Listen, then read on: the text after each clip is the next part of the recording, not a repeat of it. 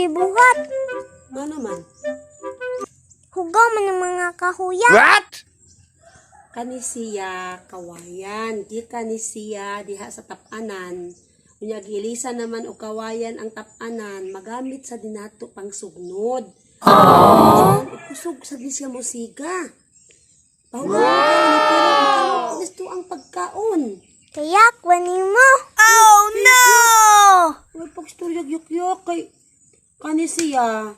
Dako kapalabi na karong panahon na karon naguwan-uwan nagsugod. Makatabang kini. Bisan kani hugaw, pero kusog kini musiga, maluto dayon ang ato aning gilungag ug sudan. Sige, sige balik storya. Nagusa ka.